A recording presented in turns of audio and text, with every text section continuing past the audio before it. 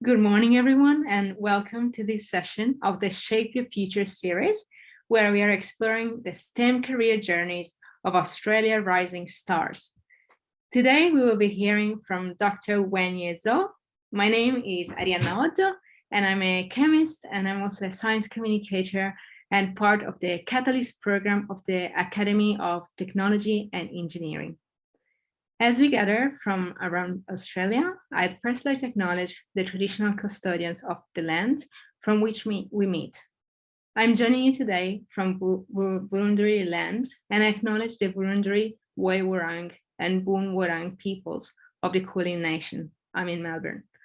I pay my respect to elders past, present, and emerging, and to any Aboriginal and Torres Strait Islander people who join us online today.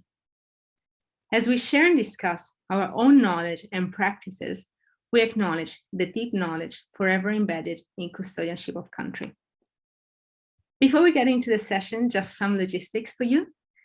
You would have seen that this video is being recorded. So remember, these and all the talks in this series will be available on the STELR YouTube channel for you to revisit at any time.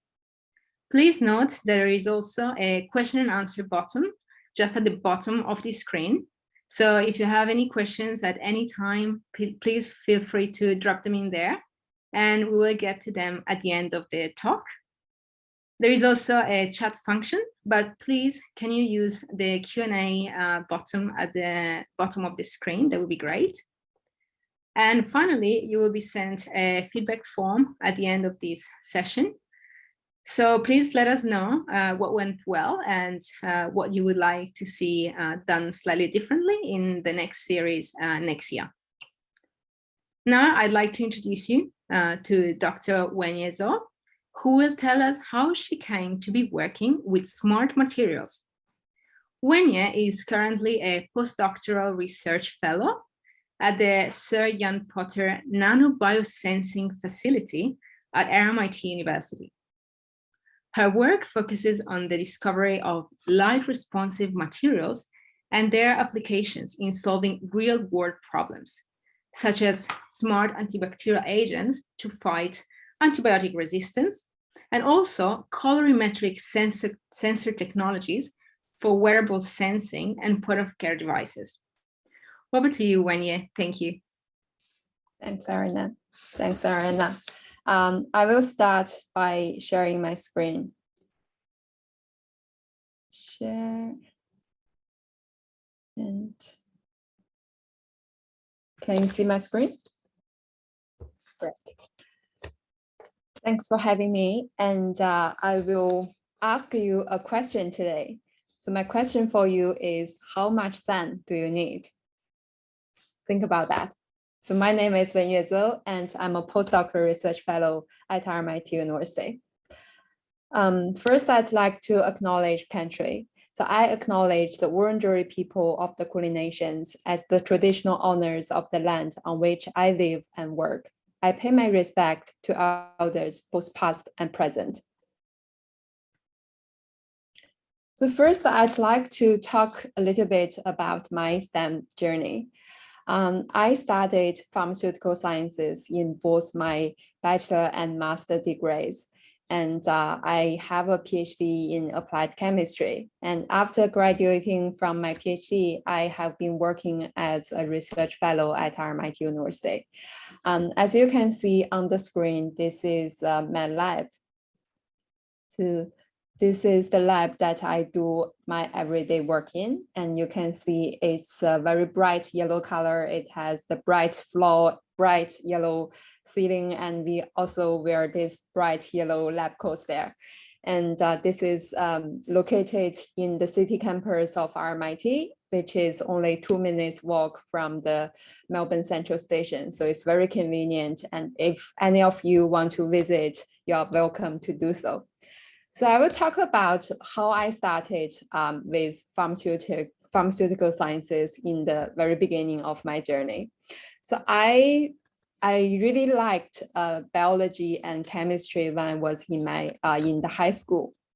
but I didn't really, I don't know, I didn't know what I want to do when I grew up, when I need to choose the major for college. I didn't know about that. I didn't think about that deep because I didn't even have an idea like what I want to be in the future, what kind of job I want to do in the future. I didn't really know about that.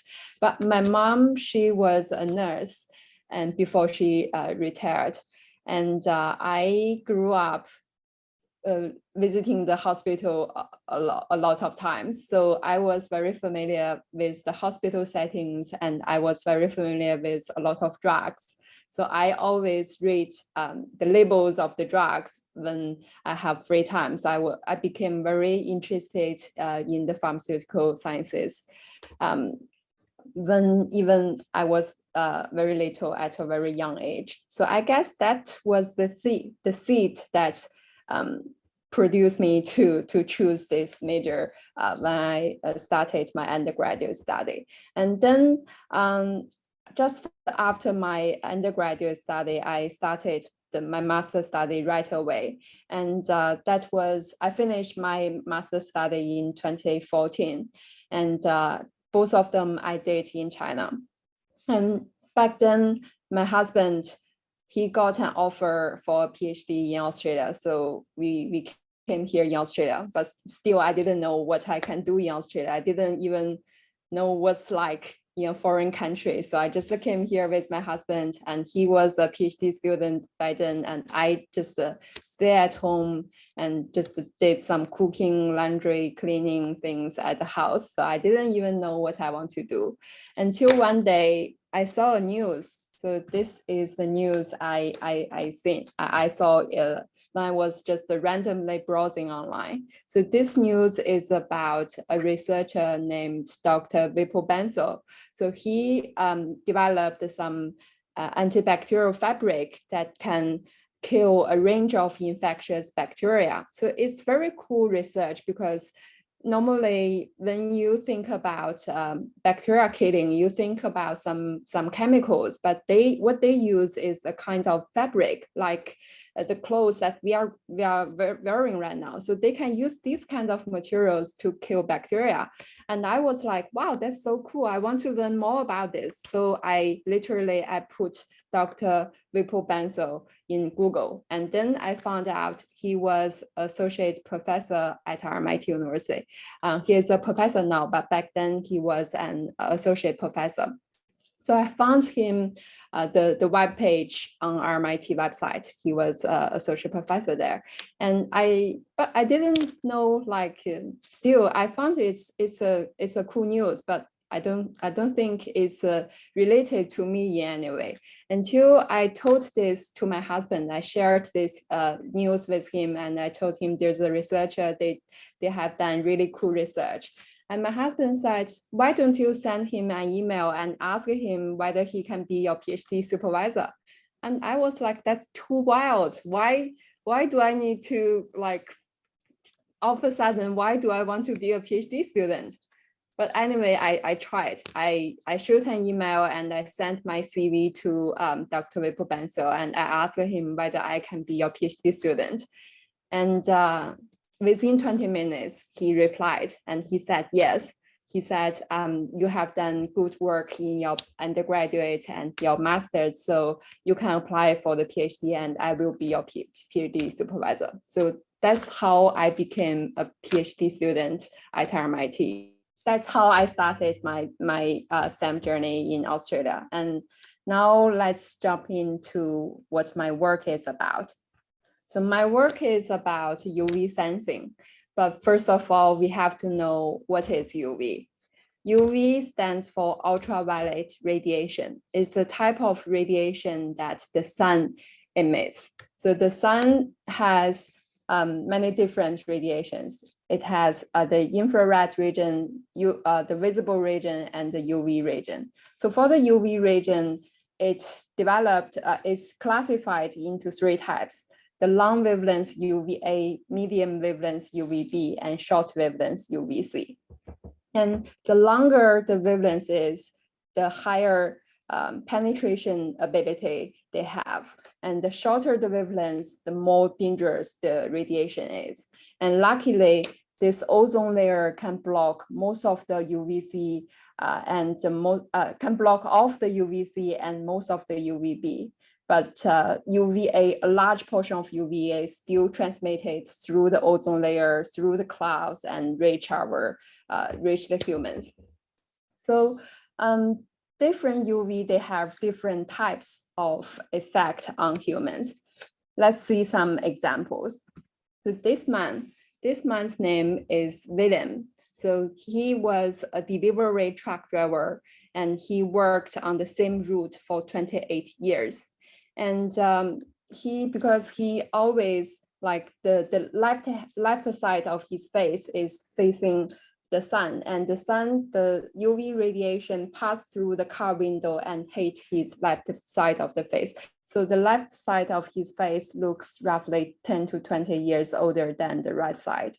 And this is what UVA does to us. It damages our skin cells and makes us look older.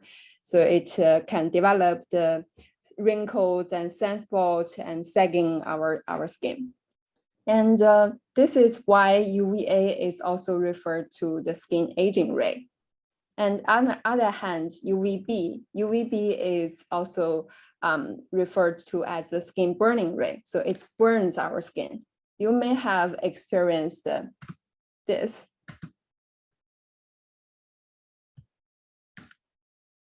So this is a sign of sunburn, or even this. So this is a more severe condition of sunburn. So you may have experienced this. I have when I was little. So these are the effects of sunburn, which is caused by the UVB.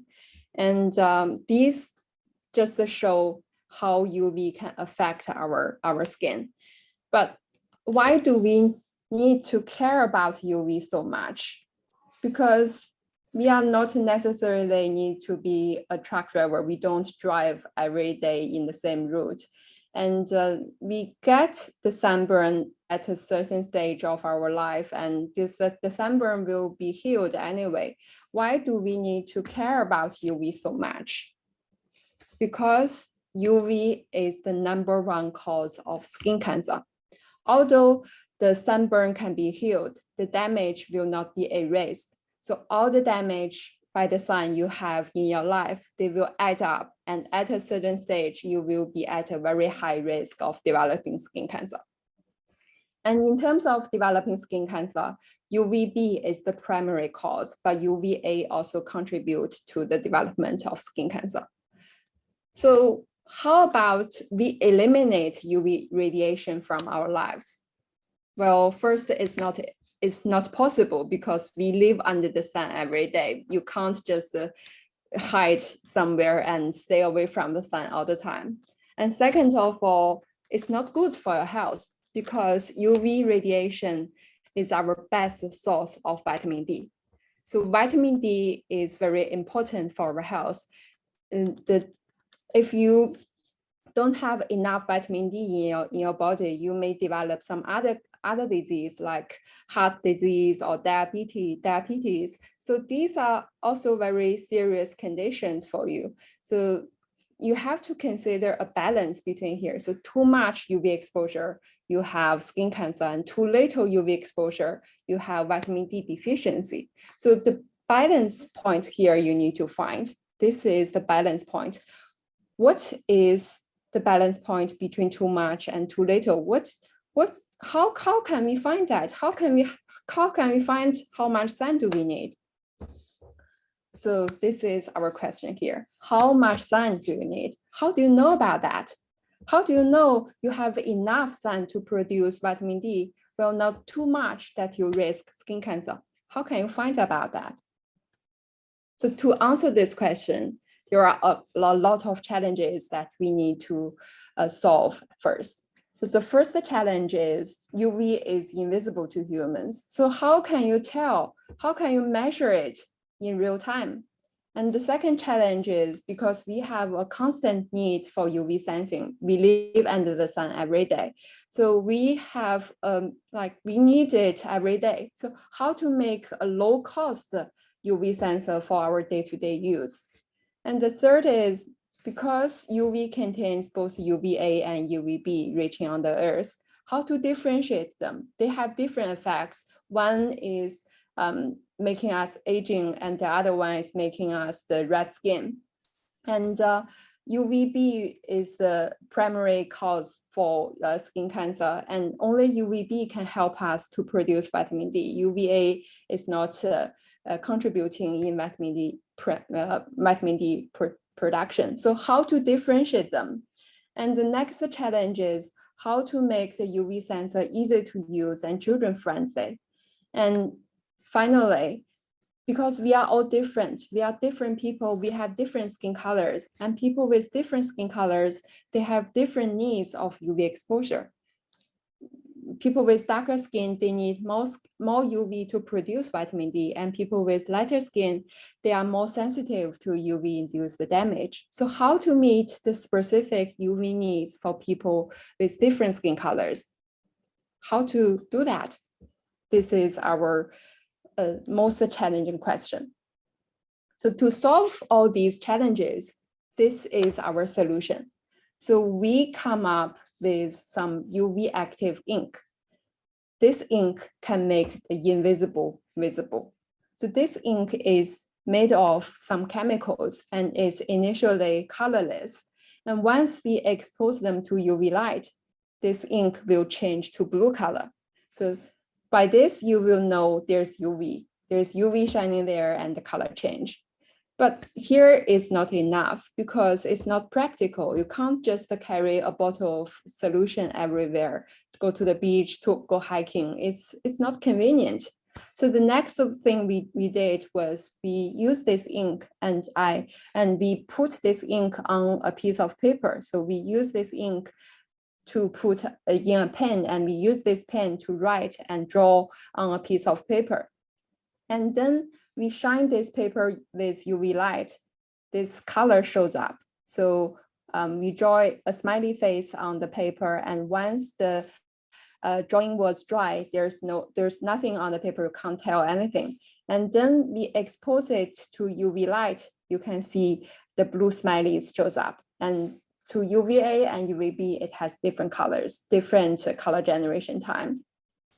And the next thing we do is we cover them up with different filters. So by this, we can adjust how much time it needs to develop this color.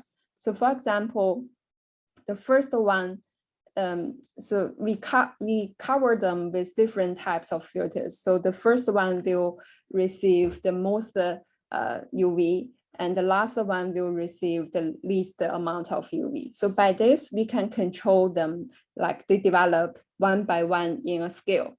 And we can further customize it for people with different skin colors by using different types of filters on top. So by doing all this, these challenges have all been solved. And this is our answer to the question, how much sand do you need? So we made it to a wristband format. And how you use it is you just wear it and you can check the color on your wristband. So when you have received no UV, there's no color on your wristband. And when you have received 25% of your daily safe dose, the first smiley will shows up. And when you receive 50%, the second smiley shows up. And 75%, the third shows up. And the last one is a frowning face. So this is an alarm for you. So this tells you you have received 100% the maximum amount of your safe daily dose. You have to look for some place to hide. You have to put on clothes. You have to put sunscreen on. So you have to take actions. And this gives us visualize the result. This is low cost because it's just a paper on a wristband, and it's selective to UVA, UVB, and it's not responsive to IR light or visible light. and it's very accurate. It gives you the real-time measurement, and it can be personalized for people with different skin colors. And we made to the news to a lot of news outlets. And if you search UV wristbands RMIT, you can see a lot of news still exist on Google. So this is our product, and this is our answer to the question, how much sun do you need? So next, because I talk about UV detection, and next I want to talk about UV protection. So I want to ask you a few questions. So first, tell me, have you used the sunscreen today? I want honest answer. Have you used the sunscreen today? If not, have you used the sunscreen this week? Have you used sunscreen this week? I have used it today. So if you haven't used it this week, when was the last time that you used sunscreen? A lot of people told me that they don't use sunscreen until they go to the beach. This is not good because sunscreen, the sun is there every day. The sun does not take leave. So you have to put sunscreen every day. And when I was not in this project, before I was in this project, actually, I didn't believe in sunscreen. I don't know, because I thought it's just some type of lotion, some type of moisturizer. Why should I trust the sunscreen protect me from UV? It doesn't look different from just some regular lotion. Now let me prove how sunscreen works. So I want to raise the awareness on UV protection. So this is called the UV index. So this is a linear scale, and a larger number here tells you the more intense UV of the day. And normally you can check the UV index on any types of weather app. And when the UV index is higher than 3, you should consider wear sunscreen and wear a hat, wear sunglasses, and protective clothes. And in terms of sunscreen, there are 3 types of label on the sunscreen bottle you should always read. The first is the sun protection factor, SPF. So every sunscreen, they will have an SPF value on the bottle. And the larger this value is, it means this sunscreen has stronger protection. And the broad spectrum tells you this sunscreen will protect against both UVA and UVB. And also they have this water resistant label. It means the sunscreen remains effective in water for a certain amount of time. So SPF and broad spectrum are almost on every sunscreen bottle. And this water resistant is just on the water resistant sunscreen. And you should select them depend on your need. And because I was working on the UV detection thing, so I want to check how sunscreen works or whether sunscreen works. So I use my ink, and I just put A, B, C, 3 letters on a piece of paper using my ink. And then I apply. So after the after the writing was dry, this is how the paper looks like. You can't see anything on the paper. And then I applied some different types of stuff on the piece of paper. So for the first box, I didn't apply anything. So this one will serve as a control group. And the second one, I just applied some type of moisturizer. And for the third one, I just applied a thin layer of sunscreen. So again, you can't tell the difference between the moisturizer and sunscreen because they are all transparent on the piece of paper. Then I exposed them to sunlight. Guess what happened? So once I exposed them to sunlight, this happened. So the first one, when there's nothing, my ink changed to blue color when they exposed to UV light, which is what we expected. And the second one with moisturizer, it again, the color shows up. because moisturizer cannot block or apply or absorb UV. And the third one, with sunscreen, the UV has been absorbed by the sunscreen, so it doesn't reach my my ink. So the ink was protected, so it didn't show any color here. So I think this is a very good example for you to prove that sunscreen really works. Sunscreen can protect my ink, so it can protect your skin from the UV damage. So use sunscreen, please. And at the very end of my presentation, I just want to share the best thing that I have seen in Twitter. So I'm a Twitter user, and I check Twitter every day. And this is simply the smartest thing I have seen on Twitter. So this lovely lady, she shared just one comment from her daughter. So one day the teacher said, I seemed quiet today, like I wasn't blooming. I said, I'm fine, Mrs. I'm just working on growing roots today instead of flowers. So I really, really like this. I'm just working on growing roots today instead of flowers. So I'm a very shy person. So I'm a huge introvert. And sometimes I feel ashamed of being quiet. I feel ashamed of not being open to other people. I always just want to be the least noticeable person in the room. I just want to shrink so no one can notice me there.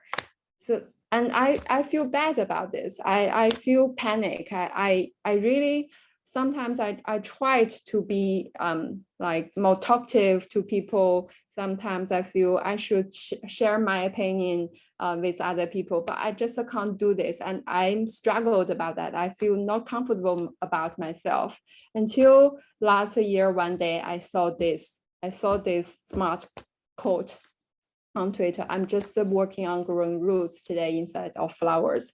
So as a huge introvert, I have been growing my roots for the past 30 or so years. And I have some flowers, but I have growing large roots. And I think that helps for the flowers. So this is the end of my talk. I just want to give you some take-home messages. So first of all, it's okay if you don't know what you want to do. You don't need to know exactly what you want to do in high school. I didn't know about that, and my path in STEM turned out I'm still okay. I can do pharmaceutical science. I can do applied chemistry, and I'm very happy with what I'm doing now. So it's okay if you don't know what you want to do. You can try a couple of options and until you find out the things that you are passionate about. And the second is, it's important to be comfortable with yourself. Just like me, I was not comfortable with myself. I always see me as a not confident person, and I feel bad about myself. But now I'm learning to grow the roots, and I hope the flowers will bloom. And the third, which is the final tip from me to you, is be aware of UV and use sunscreen every day. Please use sunscreen every day. You will tell the difference. Your skin will thank you when you, in 20 or so years, you will see the difference. So I'd like to make a couple of acknowledgements before closing up. So I'd like to thank ATSE for having me here. And I'd like to thank RMIT and Australian Radiation Protection and Nuclear Safety Agency for funding my work. And I also want to thank STA for the Superstar STEM program. Thank you for your attention, and let me reintroduce myself. So my name is Wenyue Zou. You can call me the UV lady. I'm the research fellow at RMIT University, and you are welcome anytime to visit my lab. Thank you. Thank you so much, Wenyue. That was so fascinating, and I really liked the messages you gave. And definitely you brought us a little flower today, which is your smart sensors and the ink that helps us be safe. I think that's a great present that you have made to society. And it's very fascinating how your research really keep us safe. We know how strong the sun is, especially here in Australia. Yeah. So yeah, thank you very much for that. I'll start with the first question. I'm really curious. So if someone wants to maybe visit your lab, or ask you some questions, how can they get in contact with you? I saw maybe you have a Twitter account. Yes. I have Twitter account. You can search Wenyue Zou, and I'm on Twitter, and I'm on LinkedIn, Facebook, and you can send me emails as well. I think I shared my email address in my slide as well. Yes, and those slides are available on YouTube, so everyone will be able to get in contact with you. And yes, it's really fascinating. I'd love to see the color changing ink. So maybe just another question from the audience. So how was the transition from pharmaceutical sciences? How did you end up making sensors and playing with ink? Yeah, that's a great question. I sometimes ask myself this question, like I spent 4 years in my undergraduate studying pharmaceutical science and another 3 years in my master's studying again pharmaceutical sciences. And what I do now is nothing related to that. So sometimes I always ask myself this question. But I guess you don't need to have a linear path of your career. You don't need to I studied pharmaceutical science, so I will be a pharmacist. It's not like that. So in the certain stage of your career or the certain stage of your life, you will realize that this is the thing that I'm really passionate about. When I was in China, I thought I will be a pharmacist one day. But when I came to Australia, before I started looking for pharmaceutical related jobs, I saw the news of my supervisor, my supervisor, Lippo.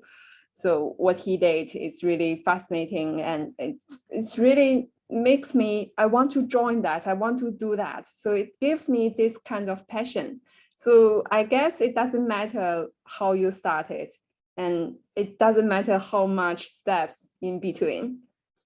It matters, for me, what I do now is really makes me feel good, that I know the thing that I developed will help someone to manage their sun exposure needs, to reduce their skin cancer risk. So that's a really good feeling. And it doesn't mean that the thing I learned during my undergraduate and master, they are helpless, because I still use the knowledge. I still use the skills that I have developed during that stage. I still use them every day now. So everything, they build up and they make me what I am today. It's very fascinating. Actually, also that self-initiative, of maybe you're just curious about a topic, you just write an email to that person and you just start a conversation, and then you maybe think, oh wow, that's awesome. I really want to learn what that person is doing and maybe try it out myself. So exactly, yeah. That's really interesting. I also wanted to ask you, so of course you probably work more on developing the ink, but do you also engage with other people? Have you ever tried this new technology with any kids or students, or maybe people who work a lot under the sun? Or have you collaborated with maybe some doctors, some GPs to ask them what they think about your invention? Yes, so we tried to make it a real product. So we made a couple of prototypes, so we can give them to people, for example, at theme parks or at some kind of outdoor activities. So we thought about that, and that was before COVID. And all of a sudden, so COVID happens and everything got paused. So we have thought about this, and we were thinking we can just go to some primary school and hand over the kids some of our wristband to play with, so they can expose them to the UV, and they will know we are exposing to UV every day. I need to be more careful about UV. I need to put a sunscreen. I need to put a hat. So yeah, these are things we have thought about. And in terms of collaborating, we have collaborated with some designers, so they can help us to make the wristband more beautiful, more attractive to the users. And if anyone wants to come to my lab to have a visit, I will just show you how to make the ink yourself, so you can make your own wristband. It's very easy. That's really awesome. There is another question from the audience. So this person is saying, very interesting talk. I'm so curious, is there any evidence that the skin and the ink on the paper will react the same way when they are exposed to UV light, or maybe in the same way that sunscreen protects you? Wow, again, excellent question. Thank you so much about this question. It's so good. So we haven't tested whether our skin and the ink react the same way, because the way we are using this ink is kind of a stopwatch or a timer kind of thing. So this will give you a skill. So under a certain time, you are safe, and beyond this time, you will be dangerous. So it not necessarily need to be react at the same time. Just the ink will tell you how strong the UV is and how much time for you is safe in the sun. And that's sufficient for the ink itself. But this question is definitely what we have taken into a consideration when we were developing this. And if we can prove that our ink is working the same way as our skin, that will be the next level development. It's really, really good. And we will all be wearing your wristband. Will you actually have different inks? Because you said, different people have different skin colors. I'm Italian, so I don't get sunburned too much. But in Australia, I do a little bit. So will you be able one day to, match a little bit our skin color as well? Sure. So this ink we developed, so we can control the ink, the color generation time by two different factors. One is the ink itself. So we can change the ratio of the components in the ink. So we can slower the color generation or faster the color generation. Or we can use different types of filters on top of the ink. So these filters will alter the time, will alter the amount of UV reaching on the ink, which will alter the time it takes to develop the color. So two types of ways to change the color. It's really fascinating. I'm looking forward to seeing this product in all pharmacies. Another attendee was asking, so you said that you were going a lot to the hospital with your mom and that you're really interested in medicines, but so what other subjects did you find fascinating at school? Were you always good in science? Honestly, no, not science, all the science. So I'm good at chemistry and biology, but I'm very bad at physics. So when I chose my my major, I was thinking I will choose someone not related too much to physics. I will just focus on the things I'm good at. But you never know, because in the undergraduate, we studied a lot of physics as well. So yeah, even when I make the decision to choose the major, I didn't want to choose physics related discipline, but I end up with somewhere that I use physics a lot still. But yeah, sometimes I guess you just you don't limit your capability. Sometimes you feel, oh, I'm not good at this, but if you just try a different angle, or if you try different approaches, you will find yourself good at that. It's not like I'm born to be bad at physics. Yeah, no one is that.